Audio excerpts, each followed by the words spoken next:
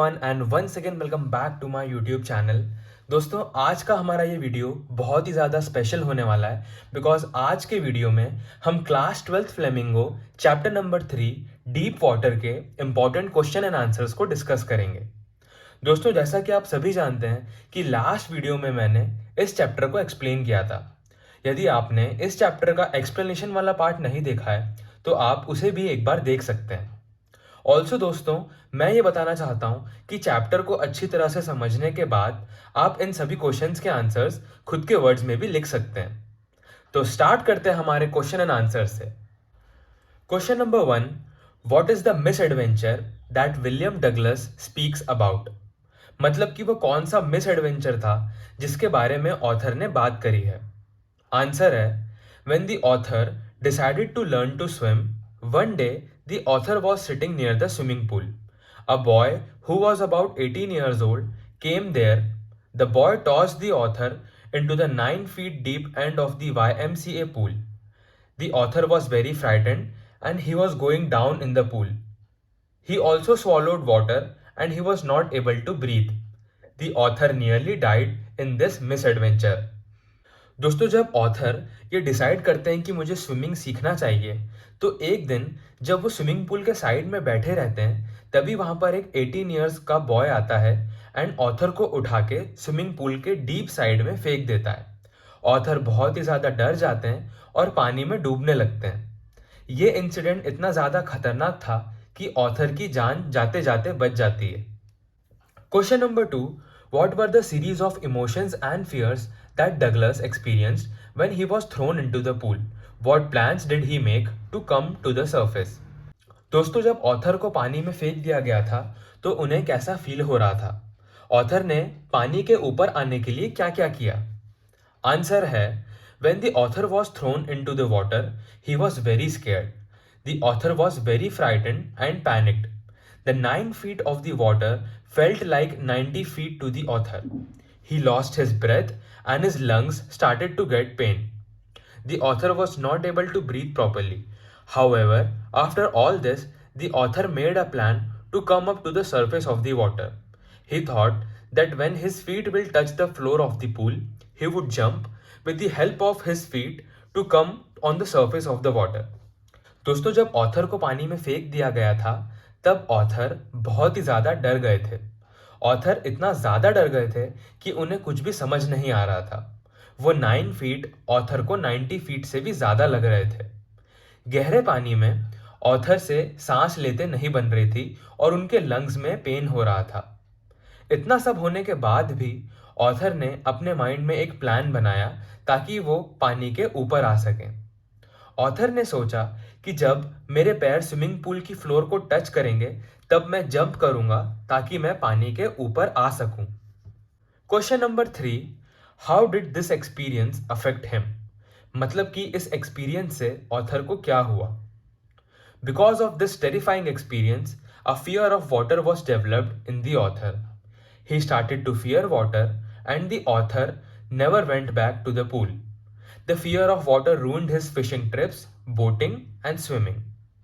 A deep fear was developed in the author and he was unable to overcome it.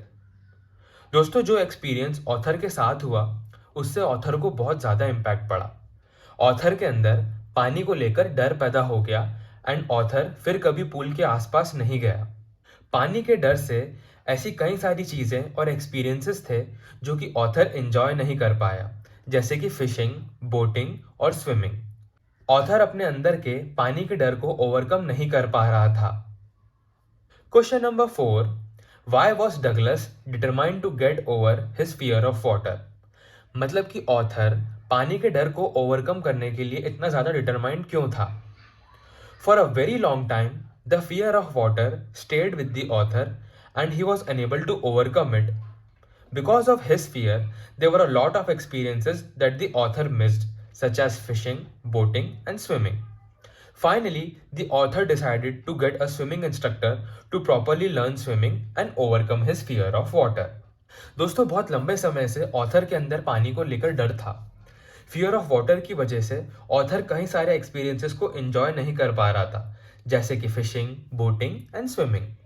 Finally author decide करता है कि उसे अब अपने फियर को ओवरकम करना है। ऑथर एक स्विमिंग इंस्ट्रक्टर की हेल्प लेता है ताकि वो अच्छे से स्विमिंग सीख सके एंड अपने फियर ऑफ वाटर को ओवरकम कर सके। Question number 5, how did the instructor build a swimmer out of Douglas? Instructor ने विलियम डगलस के अंदर से एक स्विमर को कैसे बिल्ड किया? The instructor built a swimmer out of Douglas with constant efforts. The instructor made sure that the author learned to swim properly and overcome his fear.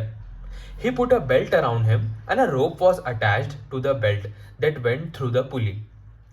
He went back and forth across the pool hour after hour. The instructor also taught the author to put his face under water and exhale, and to raise his nose and inhale. For a long time, the instructor also taught Douglas how to kick legs. After a lot of effort and practice, the instructor was able to build a swimmer out of Douglas. दोस्तों, instructor के constant efforts की वजह से author को अच्छे से swimming आ पाई। Swimming instructor ये make sure करता है कि वो ऑथर को अच्छे से स्विमिंग सिखाए ताकि ऑथर अपने पानी के डर को ओवरकम कर सके। इंस्ट्रक्टर ने ऑथर के पास एक बेल्ट को बांध दिया था एंड उससे रोप को अटैच कर दिया था। इंस्ट्रक्टर पूल के आसपास घूमता रहा ताकि ऑथर अच्छे से प्रैक्टिस कर सके। दोस्तों, स्विमिंग इंस्ट्रक्टर ने ऑथर को पानी में इनहेल एंड एक्सहेल करना सिखाया। साथ ही इंस्ट्रक्टर ने ऑथर को पानी में किक करना भी सिखाया। बहुत सारी प्रैक्टिस के बाद इंस्ट्रक्टर अच्छे से ऑथर को स्विमिंग सिखा पाता है। Question number 6, how did Douglas make sure that he conquered the old terror? Douglas को ये कैसे पता चला कि उसने अपने फियर को कॉन्कर कर लिया है? When Douglas used to be alone in the pool, his old fear used to return. After so much practice, he was still not satisfied. The author went to Lake Wentworth in New Hampshire, dived off a dock at Triggs Island, and swam 2 miles across the lake. After this experience, the old terror completely vanished from the author and he conquered his terror.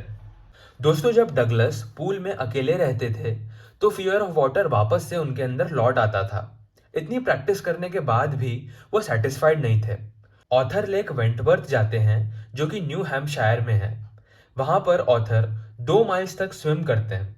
इस experience के बाद author के अंदर से fear of water completely निकल जाता है and वो अपने टेरर को कॉन्कर कर लेते हैं। Question number 7, how did William Douglas finally overcome his fear of water? मतलब कि विलियम डगलस ने अपने फियर ऑफ वाटर को कैसे ओवरकम किया? The fear of water that was developed in the author was there with the author for many years. There were a lot of experiences that the author used to miss, such as fishing, swimming, and boating. Finally, the author decided to hire an instructor to overcome his fear. Douglas used to practice 5 days a week. Douglas used to practice 5 days a week, an hour each day. The instructor put a belt around him and rope was attached to the belt that went through a pulley. He went back and forth across the pool hour after hour. The instructor also taught the author to put his face under water and exhale and to raise his nose and inhale. For a long time, the instructor also taught Douglas how to kick legs. After a lot of efforts and practice, the instructor was able to build a swimmer out of Douglas. The author was finally able to overcome his fear of water. दोस्तों, कई सालों तक author के अंदर fear of water था जिसकी वजह से ऑथर कई सारे एक्सपीरियंसेस को मिस कर देता था। Author fishing, swimming and boating को मिस कर देता था। अपने फियर को ओवरकम करने के लिए ऑथर एक इंस्ट्रक्टर को हायर करने का डिसीजन लेता है। ऑथर हफ्ते में 5 डेज डेली 1 आवर प्रैक्टिस करते थे। इंस्ट्रक्टर ने ऑथर के पास एक बेल्ट को बांध दिया था एंड उससे रोप को अटैच कर दिया था। दोस्तों, स्विमिंग इंस्ट्रक्टर ने ऑथर को पानी में इनहेल एंड एक्सहेल करना सिखाया।